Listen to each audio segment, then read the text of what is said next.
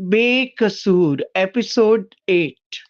वह धीरे-धीरे आगे बढ़ा और पुनीता के पास आकर उसके माथे पर हाथ रख दिया। उसकी आंखों में अजीब-सी हैरानी के भाव थे। आंखें नम थी। वह राजा राम था। दूसरे शहर से किसी रिश्तेदार की तेरहवीं से लौटा था। यहाँ भीड़ देखकर रुक गया। सोचा ना था इस तरह इस मोड़ पर पुनीता से मुलाकात हो जाएगी। स्टेशन मास्टर ने सवाल किया, क्या आप इन्हें जानते हैं? राजा राम का सिर झुका हुआ था। उसने धीरे से कहा, जी हाँ, यह मेरी पत्नी है। स्टेशन मास्टर और बाकी खड़े लोग हैरत से राजा राम को देख रहे थे, मगर मुंह से कुछ नहीं कहा। वह सब उन दोनों की उम्र के अंतर को देखकर हैरान थे। एक आदमी ने पीछे से फुसफुसा कर कहा, अगर इस उम्र में इतनी कम उम्र की लड़की से शादी करेंगे तो लड़की की यही हालत होगी। राजा राम ने टैक्सी मंगाई और लोगों की मदद से पुनीता को पीछे की सीट पर लिटा दिया। खुद आगे ड्राइवर के साथ बैठ गया। गाड़ी घर पहुंची। राजा राम ने मासी को अंदर से बाहर बुलाया।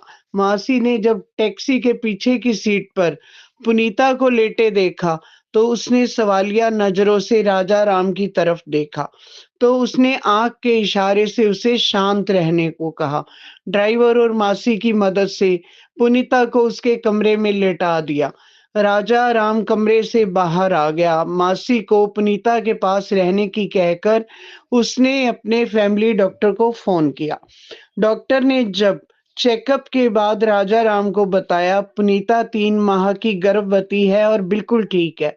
वह सिर्फ भूख, कमजोरी और मानसिक तनाव की वजह से बेहोश हो गई थी। कुछ दवाइयां लिखकर दे रही हूँ। इन्हें खास देखभाल की जरूरत है। डॉक्टर के जाने के बाद राजा राम पुनीता के गर्भवती होने की खबर से सन्न रह गया था। मासी सवालिया नजरों से राजा राम को देख रही थी। उसकी नजरों में सवाल था, क्यों लाए हैं इन्हें आप? राजा राम के पास उसके सवालों का कोई जवाब ना था। थोड़ी देर बाद पुनीता को होश आ गया। जैसे ही आंख खुली, खुद को अपने ही कमरे में पाया। वह घबराकर उठ खड़ी हुई और सोचने लगी, मैं यहाँ कैसे पहुंची? कौन लाया?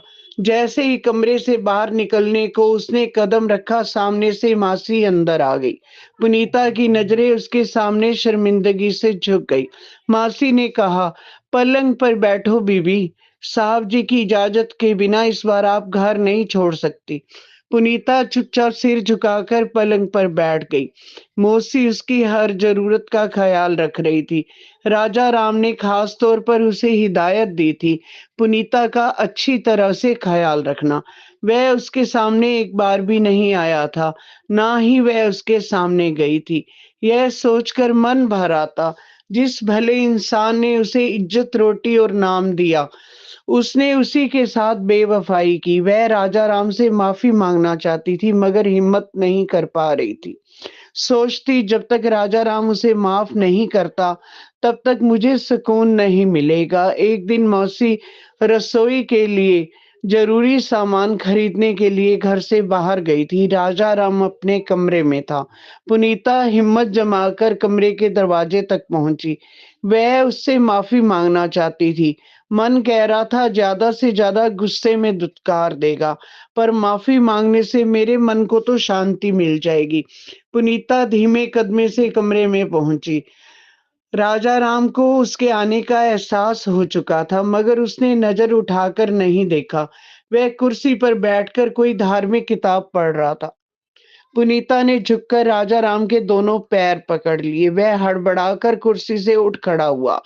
हड़बड़ाकर बोला, ये क्या कर रही हो? पुनीता ने हाथ जोड़कर बोला, मैंने जो आपके साथ किया उसके लिए आप मुझे माफ कर दीजिए। इस गुनाह के एहसास के साथ मेरा जिंदा रहना कठिन हो गया है। मुझे अपने आप से घिन आती है और जीव हत्या का विचार नहीं होता तो मैं इस एहसास के बाद जीवित नहीं रहती।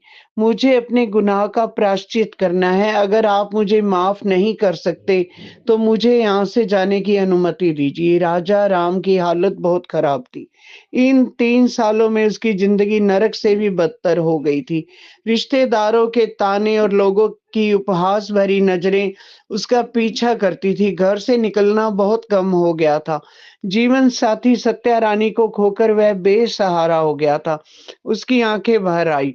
उसने पुनीता को कुर्सी पर बैठने को कहा। राजा राम ने कहा, पुनीता, मैं तुम्हें कोई दोष नहीं देता। सत्या रानी भी तुमसे माफ़ी माँगना चाहती थी, मगर यह इच्छा पूरी होने से पहले ही वह दुनिया से चली गई। तुम्हारी इस गलती और बर्बादी में हम सब बराबर के हिस्सेदार हैं। अगर हम जैसे खरीदार ना हों, तो तुम जैसी मासूम बिकने से बच जाएँ और फिर कोई पुनीता भटक कर गुनाह के रास्ते पर नहीं चलेगी। माफ़ी तो मुझे माँगनी है तुमसे। मैं गुनहगार हूँ तुम्हारा, तुम्हारा कोई कसूर नहीं है। अगर तुम्हारे पिता ने पैसों की खातिर तुम्हें मुझे नहीं सौंपा होता, तो आज तुम एक इज़्ज़त की ज़िंदगी गुज़ार रही होती। उसकी आँखों से आँसुओं की धार बह निकली। उसे ऐसा लगा कि उसकी कश्ती किनारे लगवाने के लिए भगवान ने राजा राम को भेजा है।